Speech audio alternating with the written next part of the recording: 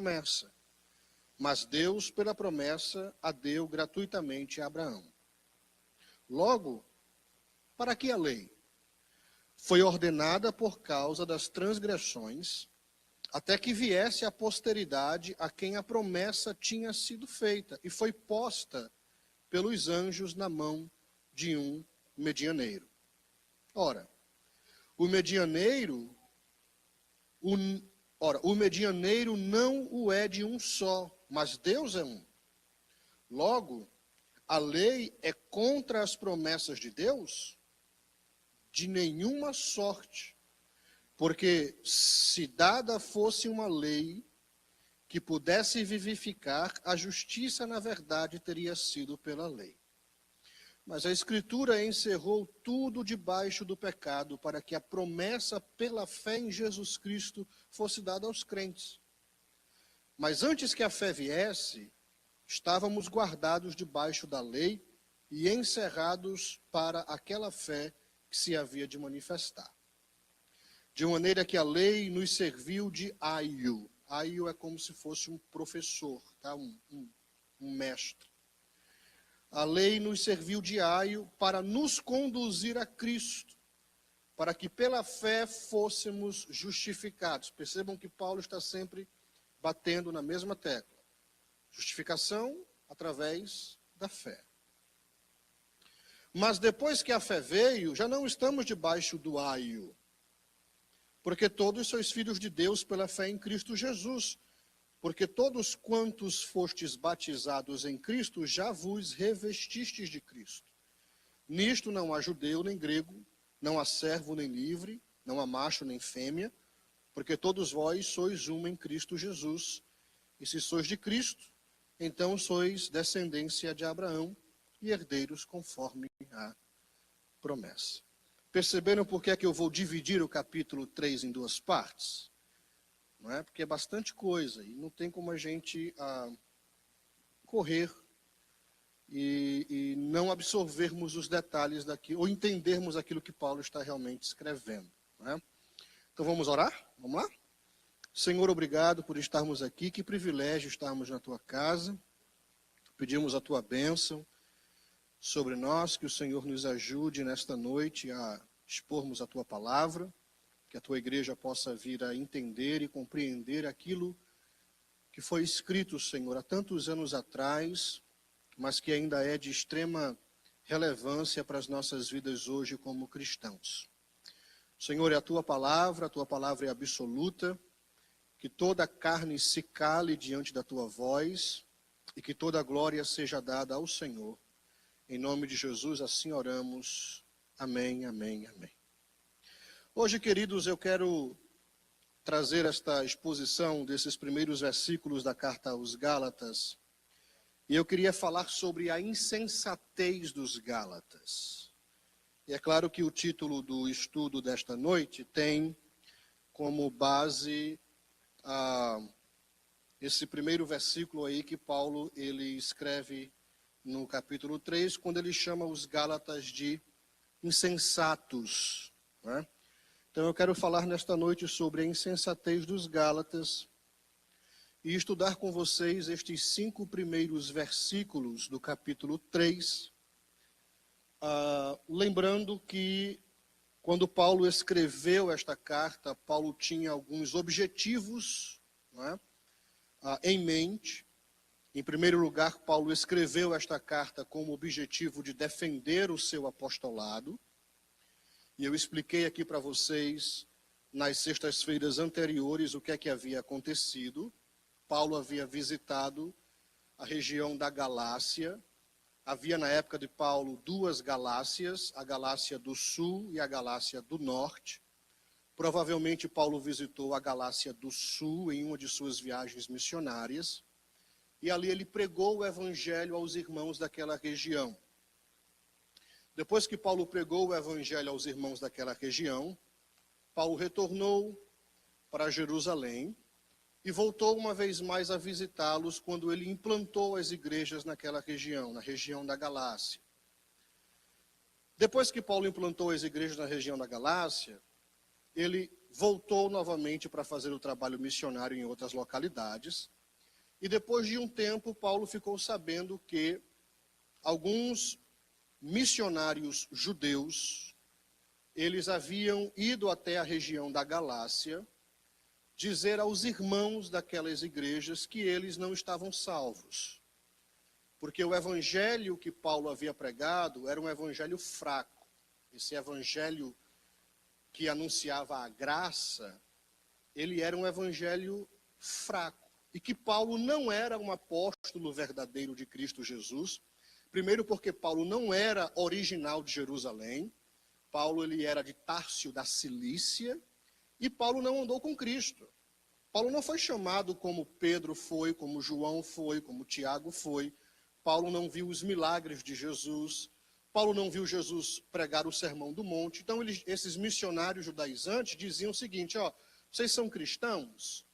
E aí os irmãos da Galácia diziam, somos. Ah, que bom, nós também somos. Quem pregou o evangelho para vocês? Foi Paulo, não foi? Foi Paulo, é. Vocês sabiam que Paulo não é apóstolo, né? Porque Paulo não andou com os 12, Paulo nem de Jerusalém era. E outra coisa, essa mensagem que Paulo anunciou a vocês, de que vocês só precisam crer em Jesus para ser salvo, você sabe que essa mensagem é uma mensagem fraca. Na realidade, a verdadeira mensagem para que vocês sejam salvos é que vocês têm que crer em Jesus, mas crer em Jesus é o primeiro passo para a salvação. O segundo passo para a salvação é guardar a lei de Moisés. Vocês têm que guardar o sábado, vocês têm que se circuncidar, vocês têm que observar as leis dietárias que Moisés deixou, não comer carne de porco, não comer nenhuma carne cujo animal tenha a pata rachada no meio, vocês têm que observar as festas de Israel, vocês têm que fazer tudo isso, porque a lei diz que isso tem que ser feito. Então, essa história de que o homem ele é salvo pela graça, através da fé, essa história não salva ninguém, então vocês não estão salvos. Então eu acho bom vocês começarem a partir de agora a se circuncidarem, a observarem a lei, a fazer tudo isso. Então, Paulo escreve esta carta primeiro para defender o seu apostolado, para dizer aos irmãos daquela região, eu sou apóstolo. E eu sou apóstolo não porque eu escolhi ser, mas porque Deus me chamou para ser apóstolo. E é isso que ele faz nos 2 primeiros capítulos da carta aos Gálatas. Esses 2 primeiros capítulos, eles são escritos para defender o apostolado de Paulo. Ele vai defender o seu apostolado, a veracidade, a validade do seu apostolado, dizendo àqueles irmãos, eu sou apóstolo de Cristo. Eu sou apóstolo de Jesus, porque o próprio Cristo me chamou para ser apóstolo. Ok? No capítulo 3, ele vai começar a argumentar com aqueles irmãos, ok? Tentando chamar a atenção deles, abrir os olhos daquelas igrejas, para o fato de que esta mensagem que estava sendo anunciada por esses pregadores judeus, era uma mensagem nociva e falsa. Então, do capítulo 3 em diante, nós vamos ver Paulo começando a argumentar, a trabalhar na área da razão, do intelecto, do pensamento daqueles irmãos. Ele vai começar agora, como um bom advogado, a argumentar por que era nocivo a mensagem de que a salvação ela era mediante a guarda da lei e não mediante a fé em Cristo apenas. Para fazer isso, Paulo vai apelar para a experiência pessoal dos Gálatas. É como eu acho que na lei hoje se chama de argumento ad hominem, eu acho que é assim que se chama, quando o advogado ele vai advogar a causa e ele começa agora a trabalhar na experiência pessoal da audiência. É isso que Paulo vai fazer.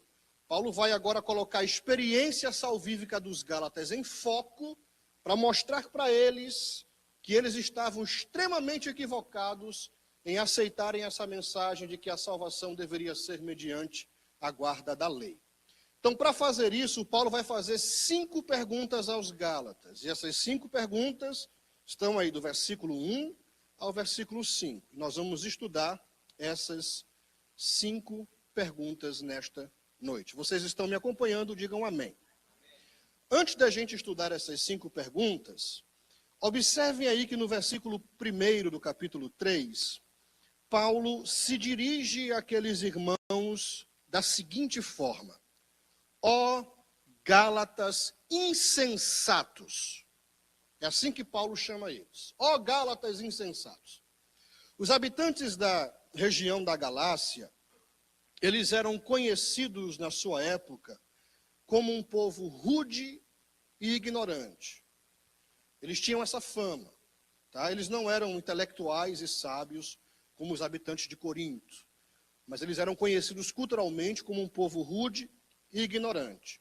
Neste caso aqui, Paulo não está chamando eles de insensatos por causa de uma influência cultural, mas Paulo está chamando eles de insensatos por causa da tolice que de fato eles estavam cometendo ao trocar Cristo por Moisés. Então, quando Paulo chama eles de insensatos, a palavra insensato é tolo, ignorante, estúpido, no sentido de não ter intelecto. Quando Paulo chama eles de ignorantes, de tolos, não era por uma questão cultural, mas era porque eles estavam trocando Jesus por Moisés. Quando Paulo se apresentou a eles, pregando o evangelho da graça, eles encontraram Cristo. Quando os missionários judaizantes apresentaram-se pregando o evangelho da lei, se é que a gente pode chamar assim, eles estavam apresentando Moisés. Os Gálatas haviam crido na mensagem dos judeus, missionários judeus, portanto, eles eram insensatos porque eles estavam trocando Cristo por Moisés. Né? Aí Paulo, ele vai chamar aqueles irmãos de insensatos. Ou seja, é de fato uma grande tolice trocar o verdadeiro evangelho que aceita o pecador, perdoa, livra o pecador de suas culpas, por um outro caminho onde você é obrigado a observar regras, normas, e no qual a salvação, por fim, dependerá do seu esforço e do seu mérito. Porque era isso que a mensagem da guarda da lei, ela ensinava. Ela falava que, no final das contas, a salvação ela depende de você, não de Deus. É você quem tem que observar a lei, se circuncidar e guardar os dias santos e as festas e o sábado. Então, se você não fizer isso, você não é salvo. E era uma afronta à mensagem do evangelho da graça. Então, Paulo diz, vocês são tolos, vocês são insensatos. Trocar Cristo por Moisés é o maior sinal de insensatez que vocês demonstram. Então ele começa já de uma forma dura com os Gálatas. Ó insensatos Gálatas. Primeira pergunta que Paulo faz para chamar a atenção dos irmãos daquela região, para acordar eles, para chamar eles para a realidade. Diz o seguinte: quem vos fascinou? Essa é a primeira pergunta que Paulo faz. Ó Gálatas insensatos, quem vos fascinou? Não é? Em algumas traduções aí, você vai ter a palavra seduzir. Quem vos seduziu? Outras versões vão dizer quem vos enfeitiçou. E isso ocorre porque a palavra grega usada aqui por Paulo, ela tem o significado de enfeitiçar. Quando Paulo diz quem vos fascinou, esta palavra fascinou no grego, ela tem a conotação de alguém que está debaixo de um encantamento, de um feitiço. Então é por isso que algumas traduções já apresentam a tradução no sentido original da palavra e apresentam da seguinte forma: quem vos enfeitiçou? Então a primeira pergunta que Paulo faz aos Gálatas é esta: quem vos enfeitiçou? Quem vos seduziu? Né? E esta primeira pergunta feita por Paulo aos Gálatas ela está intimamente associada à pergunta seguinte que vem no versículo 1. Não foi diante de vós que Jesus Cristo foi exposto como crucificado? Então ele pergunta aos Gálatas: quem foi que enfeitiçou vocês? Não foi diante de vocês que Jesus foi crucificado? Ou seja, vocês não viram Jesus serem crucificado ou ser crucificado diante dos olhos de vocês? E aqui a gente precisa parar um pouquinho e entender que quando Paulo diz que os Gálatas viram Jesus ser crucificado, ele não está falando de uma maneira literal. Primeiro porque a crucificação de Jesus, ela aconteceu anos antes de Paulo anunciar a mensagem do Evangelho a eles. Segundo porque Jesus foi crucificado em Jerusalém, e eles moravam na região da Galácia, que eram regiões totalmente opostas e distantes. Então, o que é que Paulo quer dizer? Como é que os Gálatas viram Cristo crucificado diante de seus olhos? Há um provérbio oriental, um provérbio árabe, que diz que o bom pregador é aquele que transforma o ouvido em olho. O bom pregador é aquele que transforma o ouvido em olho. Quando Paulo diz, vocês viram Cristo crucificado diante de vocês, ele está apontando para o tipo de mensagem que ele anunciou quando ele visitou a região da Galácia. Qual era a mensagem que Paulo pregava? Ele diz lá em 1 Coríntios, Cristo e este crucificado. Então Paulo está dizendo que quando ele pregou a mensagem do Evangelho pela primeira vez aos Gálatas, a mensagem dele era tão real e tão convincente, que era como se os Gálatas estivessem vendo Cristo sendo crucificado diante de seus próprios olhos. Era esta a mensagem que Paulo anunciava. Quando Paulo foi pregar o Evangelho na região da Galácia, a mensagem de Paulo era tão clara que ele conseguiu transformar os ouvidos dos Gálatas em olhos. Eles ouviram a pregação de Paulo, Cristo crucificado, e era como se eles estivessem vendo Cristo ser crucificado diante deles. Por isso que Paulo diz aqui, a vós, perante os olhos de quem Jesus já foi representado como crucificado. Ele está dizendo, a mensagem que eu anunciei a vocês, ela era tão clara, que era como se vocês estivessem sentados em um cinema, e eu estivesse narrando, e vocês estivessem vendo um filme da crucificação de Jesus. É isso que Paulo está dizendo. Aí ele diz o seguinte, quem foi que seduziu vocês? Se vocês já viram Cristo ser crucificado, e ouviram esta mensagem tão clara do Evangelho, me digam quem foi que seduziu vocês? Quem foi que enfeitiçou vocês? Para Paulo, é como se aqueles irmãos estivessem debaixo de um encantamento. É como se aqueles irmãos estivessem debaixo de uma ilusão. É como se um mágico tivesse se apresentado àqueles irmãos e tivesse chamado a atenção deles e feito uma ilusão de ótica diante dos seus olhos. Como a gente assiste aí às vezes na televisão, esses ilusionistas, vocês já viram os ilusionistas? Que os caras fazem um helicóptero aparecer assim, do nada no palco, e você fica olhando, você fica dizendo assim, esse cara não vai me enrolar, eu vou ver de onde é que esse helicóptero vem, e você fica olhando, e o negócio aparece do nada, e a gente pensa que é verdadeira mágica. Na realidade é uma ilusão, é um feitiço, é uma ilusão. É nesse sentido que Paulo pergunta aos Gálatas, quem vos enfeitiçou? Quem foi que criou essa ilusão na cabeça de vocês, de que a salvação pode ser alcançada mediante a observância da lei? É uma ilusão de ótica, é um feitiço que lançaram em vocês. A vocês que viram Jesus Cristo ser crucificado diante dos vossos olhos. Então, a primeira pergunta de Paulo é essa. Quem vos enfeitiçou? A segunda pergunta que Paulo faz. Versículo de número 2.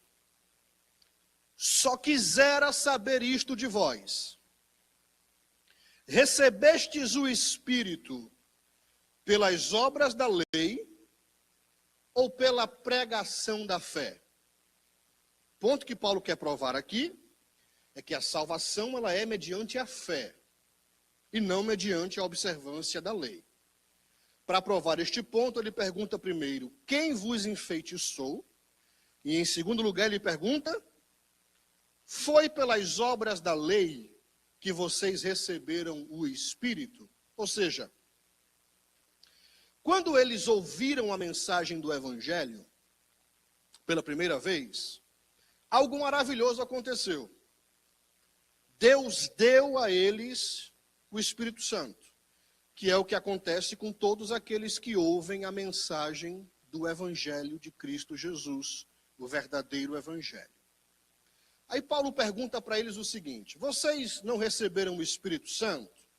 E o receber o Espírito Santo aqui não é uma indicação ao batismo com o Espírito Santo, ou falar em línguas, mas a indicação do Espírito Santo como selo para a salvação, que é dado a todo aquele que crer em Jesus, ok? Então Paulo está perguntando, vocês não têm o Espírito Santo? E eles iam responder o quê? Temos. Aí a pergunta é, vocês receberam o Espírito mediante a que mensagem? A mensagem da salvação pela fé ou a mensagem da salvação pela lei? Então Paulo queria fazer eles refletir na experiência própria deles. Paulo já sabia da resposta. O Espírito foi dado a eles mediante a pregação da salvação pela fé.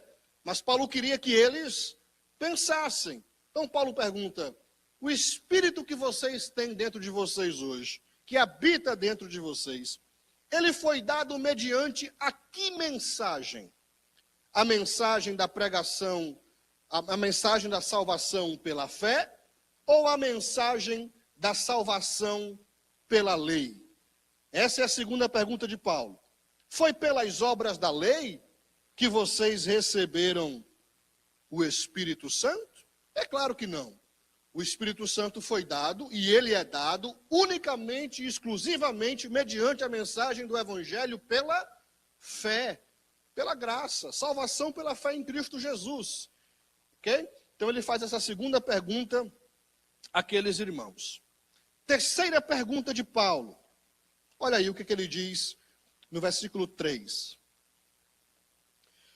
Sois tão insensatos que tendo começado pelo Espírito, acabeis agora pela carne? Então, primeira pergunta de Paulo, quem vos enfeitiçou? Segunda pergunta de Paulo, recebestes o Espírito pelas obras da lei ou pela pregação da fé?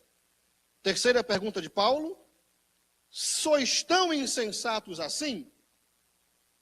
Qual é o ponto que Paulo está querendo provar aqui? Salvação mediante a fé. E ele está usando a experiência salvífica dos Gálatas como um ambiente para que eles pudessem pensar e chegar à conclusão de que eles estavam errados. O que eu acho bom de Paulo é que Paulo não chega e diz assim, você está errado. Ele gasta tempo argumentando, tentando mostrar, fazendo com que os seus leitores pensem, analisem, ele argumenta. Ele não é aquele apóstolo que chega e diz, você está errado em crer que a salvação é mediante as obras. Salvação é mediante a fé. Ponto final, acabou a carta. Ele não faz isso. Ele monta esse cenário de um bom advogado, de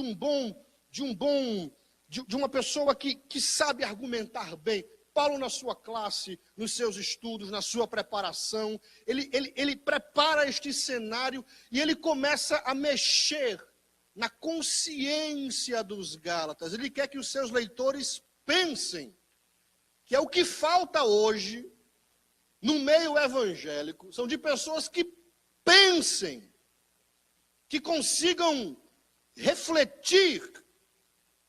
O que nos falta hoje são mensagens que nos façam pensar. Sabe aquela mensagem que você escuta e você vai para casa e ela fica na tua mente assim e faz você pensar o resto do domingo, a segunda, a terça, a quarta, aí na quinta-feira você fala assim, rapaz, eu ainda não esqueci o que foi ensinado na igreja, o que foi pregado na igreja no domingo, e você, aquela mensagem que faz você realmente refletir, não essas mensagens, 2 passos para o sucesso, 3 passos para um bom casamento, 10 passos para uma boa autoestima, não essas mensagens, mas uma mensagem como essa aqui, que Paulo começa a dialogar. Pergunta primeiro a eles, quem foi que enfeitiçou vocês? Paulo está dizendo que nós estamos enfeitiçados? Parece que vocês estão enfeitiçados. Vocês viram Jesus ser crucificado diante de vocês, e agora vocês trocam Jesus por Moisés? Vocês só podem estar enfeitiçados. Aí Paulo pergunta, ora, quando vocês receberam o Espírito Santo, qual foi a mensagem que eu anunciei a vocês? Salvação pelas obras ou salvação pela fé? Quando você esteve aqui pregando para a gente, você anunciou a mensagem da salvação pela fé. Então, realmente, a gente recebeu o Espírito com a mensagem que você anunciou, a salvação pela fé. Terceira pergunta, vocês são tão insensatos assim? Vocês são tão tolos assim? Que vocês começaram no Espírito e agora vocês estão terminando na carne? E eu quero comentar nisso aqui, porque eu acho que a má interpretação desse versículo aqui trouxe e criou um problema para a igreja. Nós criamos aqui, através de uma interpretação equivocada, a classe do crente carnal. Que o crente carnal é aquele que é crente, que vai ser salvo, mas é carnal. Ou seja, o espiritual é aquele que ora, que jejua, que lê a Bíblia, que se santifica. Mas o carnal é aquele que é crente, ele é crente. Na nossa concepção, ele encontrou Jesus, mas ele não ora, ele não jejua, ele não lê a Bíblia, ele não se santifica. Ele tem um pecadinho de estimação, ele é um crente carnal, mas ele é crente. Ou seja, ele começou pelo Espírito, mas depois de uns 12, 15, 20 anos, ele agora termina pela carne. E a gente criou essa classe de crente carnal na igreja, baseados no que Paulo diz aqui em Gálatas. Vocês começaram pelo Espírito, agora vocês terminam pela carne. E eu vim aqui dizer para vocês que ou você é crente e você é espiritual, ou você não é crente. Porque carnal não entra no céu. Então, ou você é crente e você é espiritual, ou você nunca teve um encontro com Cristo. Essa história de meio termo, pastor, eu sou carnal. O senhor sabe, você tem que ter paciência comigo, porque eu sou carnal, né, pastor? Eu vou ali, tomo umas biritazinhas, mas é porque, pastor, o senhor sabe, a carne é fraca, o espírito está pronto, mas a minha carne é muito fraca. Né? Minha carne é fraquíssima, então eu sou um crente carnal, mas eu sou crente. Não vejo base bíblica para esse tipo de doutrina e nem muito menos para esse grupo de crente. A Bíblia não fala que ninguém vai ser arrebatado carnal. Então, ou você é crente, você é espiritual, ou você precisa ter um encontro com Cristo para você deixar de ser descrente e se tornar crente. Então, o que é que Paulo está dizendo aqui quando ele diz, vocês começaram pelo Espírito e agora vocês estão terminando na carne? Bem, vamos lá, vamos tentar entender o que é que Paulo ele está dizendo aqui. Quando Paulo fala, vocês são tão insensatos, tão tolos, que vocês começaram pelo Espírito e vocês estão acabando e acabeis agora pela carne. Esta palavra acabeis, no grego, ela tem a conotação de aperfeiçoamento. Aperfeiçoamento. É como se Paulo estivesse dizendo, no começo da fé de vocês, quando vocês abraçaram a mensagem da salvação pela fé, vocês estavam sendo aperfeiçoados pelo Espírito. Vocês buscavam a perfeição pelo Espírito. Mas agora, desde que vocês começaram a dar ouvidos a esta mensagem que diz que para o homem ser salvo ele tem que guardar a lei de Moisés, vocês estão agora sendo aperfeiçoados pela carne. Vocês estão buscando a perfeição através da carne. Vocês não dependem mais do Espírito para ser aperfeiçoados. Vocês agora estão dependendo de quem? Do esforço de vocês para serem aperfeiçoados.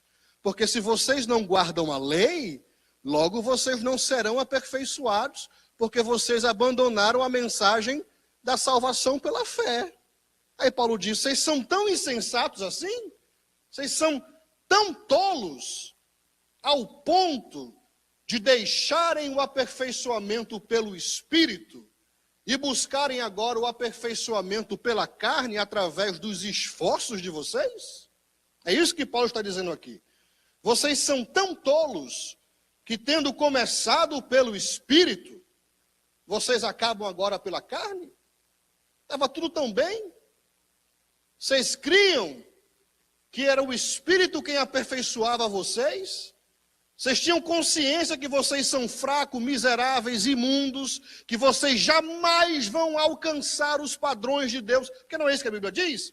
A Bíblia diz que os nossos atos de justiça diante de Deus são como trapos de imundícia. O que é que isso quer dizer?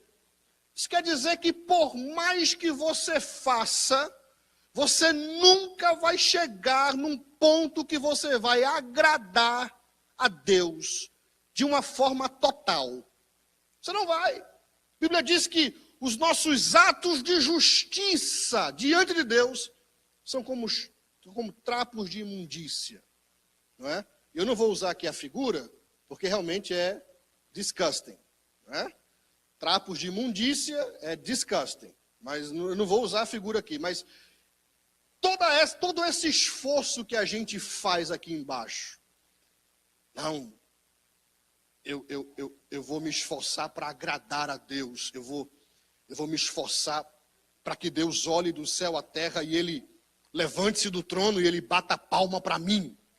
Eu vou me esforçar porque eu quero alcançar essa posição primaz com Deus. Então, a partir de hoje, minha dieta espiritual vai ser jejum segunda, quarta e sexta e oração 4 horas por dia, todos os dias. Porque eu quero agradar a Deus, eu quero chamar a atenção de Deus. Esses atos, diante de Deus, são como trapos de imundícia. Buscar o aperfeiçoamento dessa forma, de acordo com Paulo, é acabar pela carne. Ah, pastor, então o senhor está dizendo que eu não preciso orar nem jejuar. Não estou ensinando isso. E é justamente esse o problema aqui.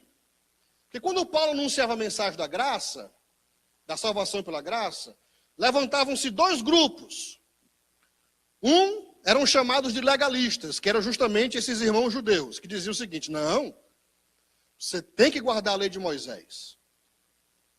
E o outro grupo era o grupo dos libertinos, que ouviam o evangelho da graça e diziam, então quer dizer que a gente é salvo pela graça? Então, não precisa de fazer absolutamente mais nada, vamos viver no pecado, vamos viver aí no mundão, porque no final da história, Deus vai salvar todo mundo mesmo. Então, sempre houve esse problema. A mensagem do evangelho da graça sempre despertou esses 2 grupos. E qual é o grupo certo? É o grupo do meio. É o grupo do equilíbrio. Ok? É o grupo do equilíbrio. Então, eu oro, eu jejum, eu contribuo, eu participo dos cultos, eu procuro me santificar, mas o meu aperfeiçoamento não está nessas coisas. Meu aperfeiçoamento está na minha dependência do Espírito de Deus. Porque no final da história é Ele quem me santifica. Eu oro, eu jejuo, eu me santifico, eu contribuo, eu venho para a igreja, como consequência de minha experiência com Cristo. Se você planta uma semente de maçã na terra, no final de alguns anos ali vai nascer uma grande mangueira, e essa mangueira vai produzir o quê? Mangas. Você já viu uma mangueira produzir morango? Não existe. Então, da mesma forma é com a gente. Se nós tivermos um encontro verdadeiro e real com Cristo, Nós não vamos ser legalistas ao ponto de comprarmos a salvação com o nosso jejum, com a nossa oração, com o nosso dízimo, e também não vamos ser libertinos ao ponto de vivermos uma vida sem disciplina, sem santificação. Nós vamos produzir frutos que sejam dignos de arrependimento. Assim como a mangueira produz manga, o crente verdadeiro, ele vai ter um sinal de uma vida transformada, que é através da oração, da leitura da palavra, do jejum, da frequência aos cultos, da santificação. Mas ele entende que isso não é o que o aperfeiçoa. O que o aperfeiçoa é o Espírito. É a dependência dele do Espírito Santo. Porque mesmo jejuando e orando, mesmo tentando ter uma vida de santificação, vai chegar o momento que aquele crente vai cair no pecado. Ele vai pecar. Quando eu falo cair no pecado, não é adulterou, que também é pecado. Mas é mentir, é cobiçar. Ou vai dizer que você nunca mentiu, ou que você nunca cobiçou, ou que você nunca teve inveja de alguém. Eu talvez não vejo, mas Deus conhece os segredos mais profundos do nosso coração. Você deixaria, se Jesus chegasse para você e dissesse assim, ó, pastor Tiago, domingo que vem, não vai ter mensagem na igreja não. Domingo que vem, eu vou colocar no telão da igreja o que você pensou essa semana.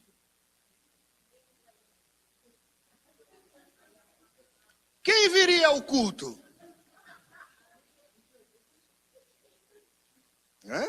Ninguém viria ao culto. Aqui a gente tem essa pose de perfeito, de aperfeiçoado, mas só Deus conhece as nossas imundícias. Só Deus conhece a maldade do nosso coração. Só Deus conhece a perversidade, a inveja do nosso coração, a malícia do nosso coração. Só Deus que conhece. Então o crente, ele sabe que ele jejua, que ele ora, que ele busca a Deus, mas que mesmo fazendo tudo isso, ele depende do Espírito Santo para aperfeiçoar ele. Porque se Deus não tiver misericórdia e não aperfeiçoá-lo, o jejum não vai aperfeiçoá-lo, a oração não vai aperfeiçoá-lo, porque ele é pecador por natureza. Então Paulo diz, vocês começaram tão bem, dependiam do Espírito para aperfeiçoar. E agora vocês querem depender de Moisés e dos esforços de vocês para vocês serem perfeitos diante de Deus? Vocês agora se orgulham porque vocês são circuncidados? Sabe, aquele irmão que se orgulha porque jejua 4 vezes na semana, porque ora 3 horas por dia, e ele ora diferente, né? Ó Deus, eterno Deus, te dou graças, Senhor, porque eu não sou como este publicano. Eu dou dízimo, eu jejuo 2 vezes na semana, eu dou esmolas.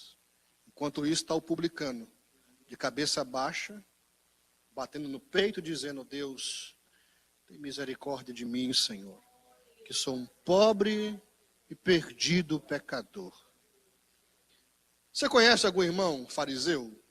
Já tive a oportunidade de conhecer alguns, e eu já fui um. Jovenzinho, me orgulhava quando ia pregar porque jejuava a semana toda. Porque orava várias horas no dia.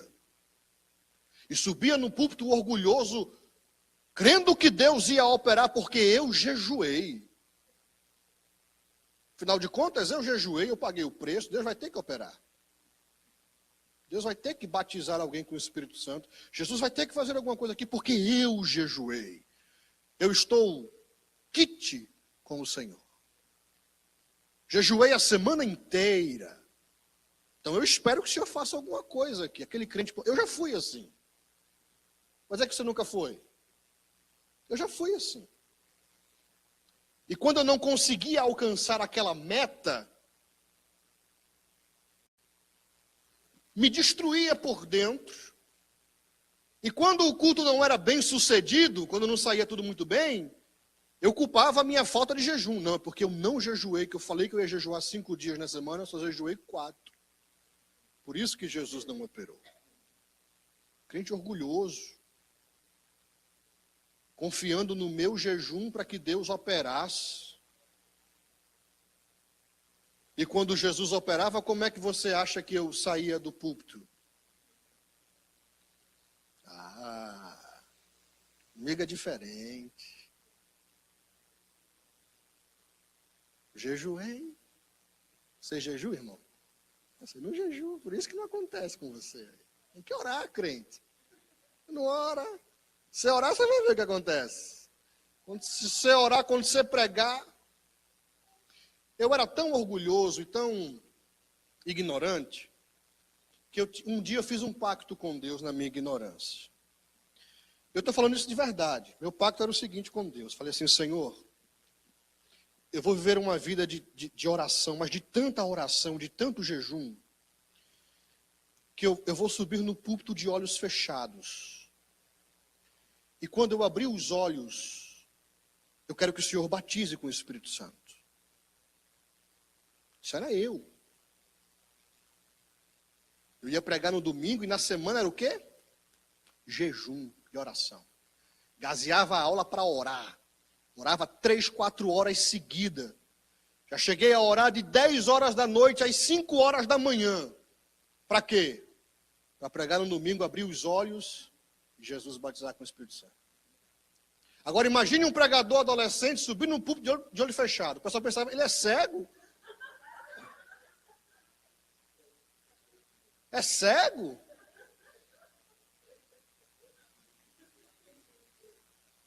Na minha ignorância, eu já fui assim. Cria no meu braço forte como fonte de poder e de aperfeiçoamento. Ah, pastor, então o senhor está dizendo então que eu não preciso orar nem jejuar quando pregar? Não, porque aí você vai para a parte dos irmãos que são libertinos. Você não pode pender nem para um lado nem para o outro. Você tem que aprender a encontrar um balanço em Cristo. Você jejua e ora quando vai pregar, jejua e ora quando vai pregar. Mas não confia nisso. Confia no Espírito de Deus. Confia em Cristo e no seu poder e em sua suficiência e nada mais. Nada mais. Nada mais. Só nisso. Porque só isso basta.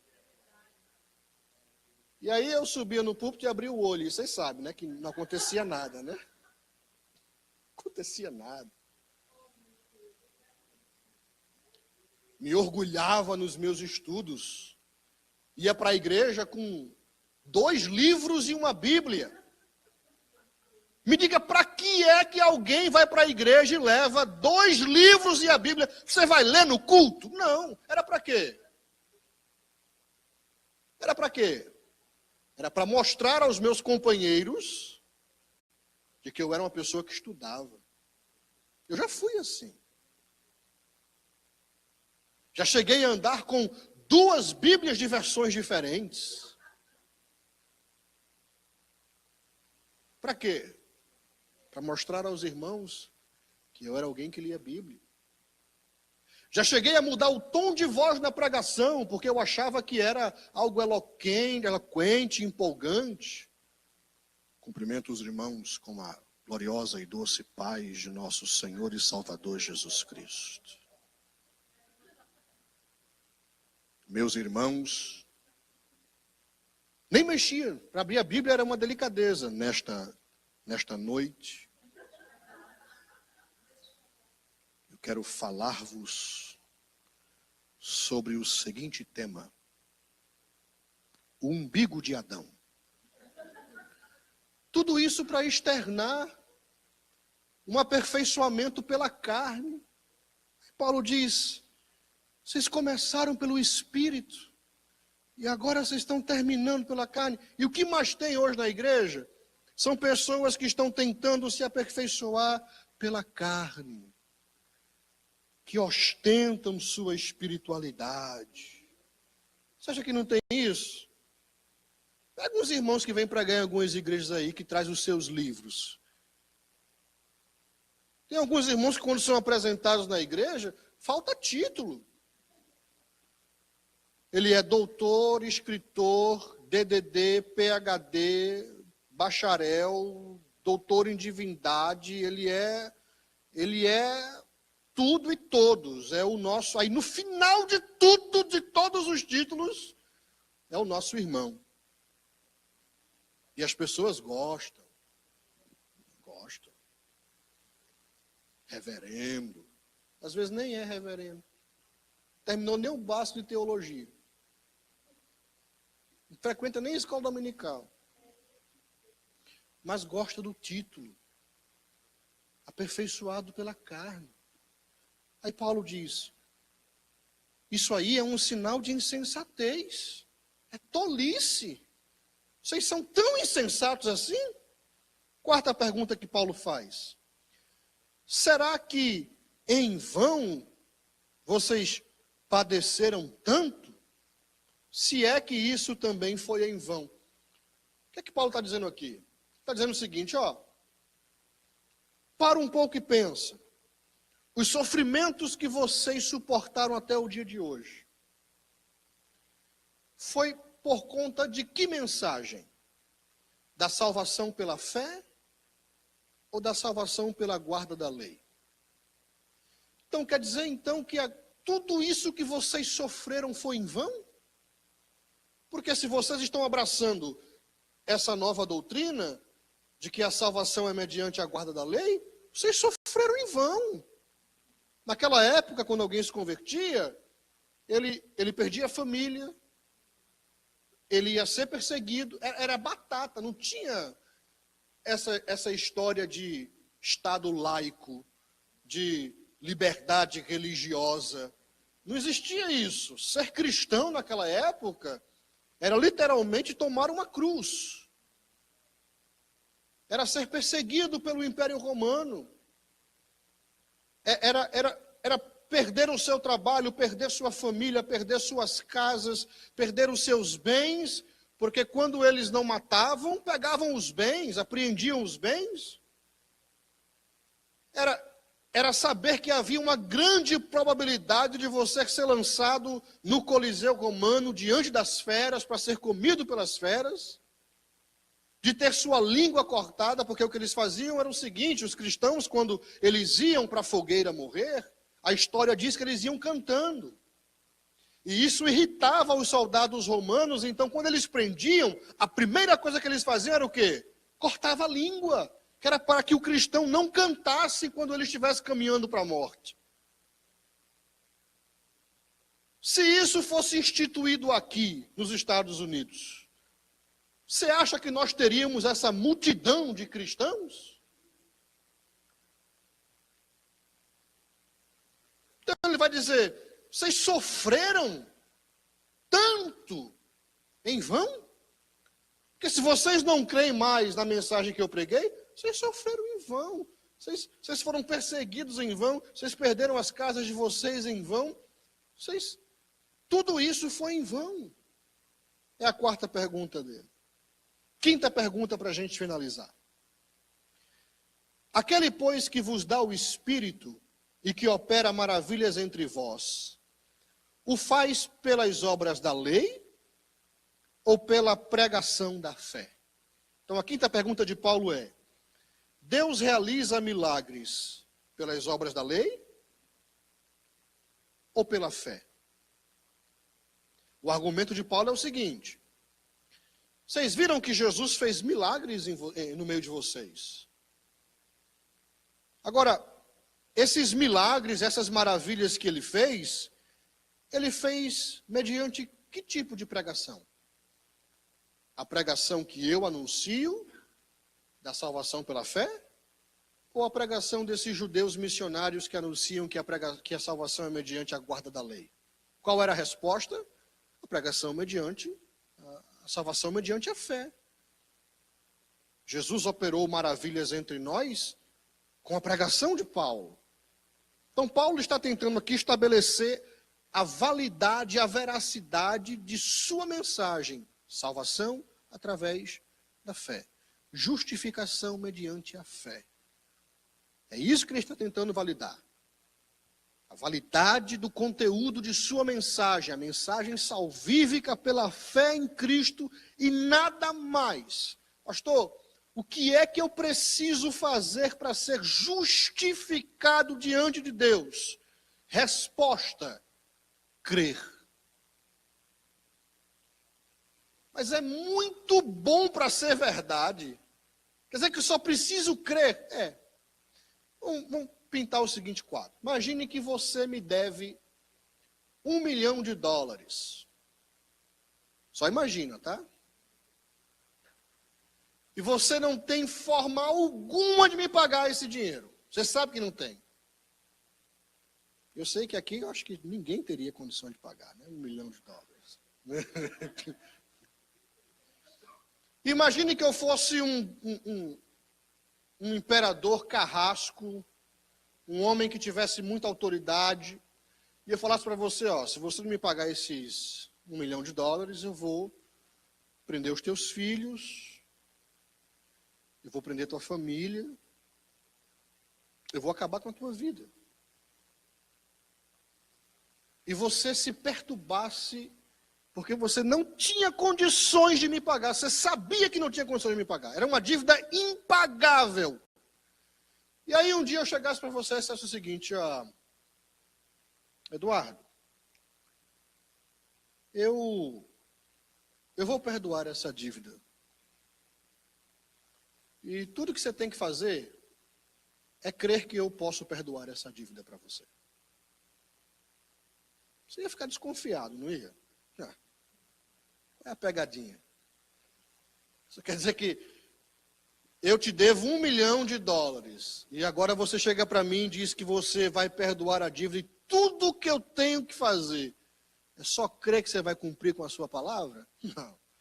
Não acredito nisso. Where's the catch? O que é que eu tenho que fazer? Não é a nossa primeira intuição? O que é que eu tenho que fazer? É aquele famoso ditado: quando a oferta é muito boa, o santo desconfia. Agora imagine você com uma dívida impagável com o Criador do Universo. Impagável a sua dívida. Seu destino final era a morte. Era a única forma de você pagar essa dívida é com a morte. Morte eterna. Aí um dia chega um pregador dizendo nas ruas de Jerusalém: eu tenho uma boa notícia para vocês, que o evangelho é boas novas. Eu tenho uma boa notícia. Sabe aquela dívida que era impagável? Deus decidiu perdoar. E tudo o que vocês têm que fazer é crer no Filho de Deus. E está tudo perdoado. Não. Where's the catch? Muito bom para ser verdade. O que é que a gente tem que fazer para pagar, para ajudar, né, nesse processo de perdoamento de dívida? O que é que a gente tem que fazer para ajudar? Os pregadores judaizantes diziam: guardem a lei. Paulo dizia: vocês não precisam fazer absolutamente nada a não ser crer. Mas pastor, é muito bom para ser verdade. Mas querido, é isso que é o evangelho. Boas novas, é muito bom para ser verdade. Mas é justamente esta a mensagem do evangelho. Nós tínhamos uma dívida que era imperdoável, nós não conseguiríamos pagar essa dívida, e Deus disse: eu vou perdoar essa dívida para vocês. Como, Deus? Creiam. Eu vou mandar o meu filho, um judeu, carpinteiro, vai morrer numa cruz para perdoar os pecados de vocês. Creiam nessa história. É loucura. É isso mesmo. A mensagem da cruz, ela é loucura para aqueles que perecem. Mas é simples assim. Vocês estão vendo como o evangelho é simples? E às vezes a gente é que enfeita o evangelho e faz com que a mensagem seja tão difícil de entender, e a gente coloca e adiciona um monte de de imposições e de regras para que a pessoa, para que o pecador venha e agrade a Deus. Não, você tem que agradar a Deus. Meu amigo, você não consegue agradar a Deus. Venha pelo anzol da fé. Venha pelo anzol da graça. É a graça que tem que arrastar o pecador. Foi a graça quem nos arrastou. Porque nós mesmos, por nós mesmos, não viríamos aqui. O que é que nos faz estar aqui numa sexta-feira fria e chuvosa? São os anzóis da graça. Você podia estar numa balada, ou em qualquer outro lugar do mundo, fazendo qualquer outra coisa, mas você decidiu vir aqui. Por quê? Porque a graça te trouxe aqui. A fé em Cristo te trouxe aqui. A crença de que você é salvo pela fé te trouxe aqui. Então é isso que Paulo ele tenta explicar aqui no capítulo 3. Do versículo 5 em diante, do versículo 6 em diante, Paulo vai agora deixar o campo da experiência pessoal dos Gálatas, e ele vai agora apresentar os argumentos baseados na vida de um homem que eles idolatravam, que era Abraão. E aí ele vai estabelecer os seus argumentos baseados na vida de Abraão. Então, do versículo 1 ao versículo 5, a base do argumento de Paulo é a experiência pessoal salvífica dos Gálatas. Dos versículos 6 em diante, ele agora vai argumentar baseado na figura de Abraão, porque eles tinham essa estima por Abraão. Então ele vai mostrar para os Gálatas que Abraão foi justificado pela fé, sem as obras da lei. Porque quando Abraão foi justificado, nem lei havia ainda. É isso que ele vai provar. A lei só foi dada 450 anos depois de Abraão. Mas aí ele vai dizer que Abraão ouviu a voz de Deus, creu, e isso lhe foi imputado como justiça. Ali ele foi justificado. E qual foi a base da justificação? A fé. Porque Moisés só vem 450 anos depois. E é claro que ele não argumenta tão simples assim. Paulo é Paulo, não é? É apóstolo, não é Valdomiro. É Paulo, tá? Então eu quero que vocês marquem aí na Bíblia de vocês, sublinhem essas perguntas, e eu quero orar com vocês nesta noite, eu já vou encerrar. Vamos curvar as nossas cabeças. Senhor, obrigado pela tua palavra. Que privilégio, Senhor, ouvirmos a tua voz. Ajuda-nos a entendermos, Senhor, que a salvação, ela é um dom, é um presente, que nós não fazemos absolutamente nada para recebermos, nós só cremos pela fé, Senhor. Nos ajuda, Senhor, a dependermos do Teu Espírito Santo para sermos aperfeiçoados, a não dependermos, Senhor, de nosso braço carnal, de nossos próprios esforços. Nos ajuda, Senhor, a enxergar a nossa pequenez e a nossa dependência do Senhor para nos santificar, para nos limpar, nos purificar, nos lavar, nos justificar. Dependemos de Ti, Senhor. Cremos, Senhor, que somos salvos única e exclusivamente pela fé em Cristo Jesus. Nos ajuda, Senhor, a não sermos legalistas e nem tampouco, Senhor, libertinos, mas nos dá, Senhor, o equilíbrio da fé cristã, para vivermos uma vida cristã equilibrada, balizada na Tua palavra, sem sermos orgulhosos por aquilo que fazemos, pelas nossas obras espirituais, pelos nossos sacrifícios espirituais. Nos ajuda, Senhor, a sempre vivermos com a cabeça baixa diante de Ti, reconhecendo, Senhor, a nossa pequenez e a Tua grandeza, Senhor. Em nome de Jesus, esta é a minha oração. Amém, amém, amém. Pastor Messias. Glória a Deus. Quantos foram abençoados com esse ensino da palavra de Deus? Amém? Queridos, já foi orado agradecendo a Deus pela palavra.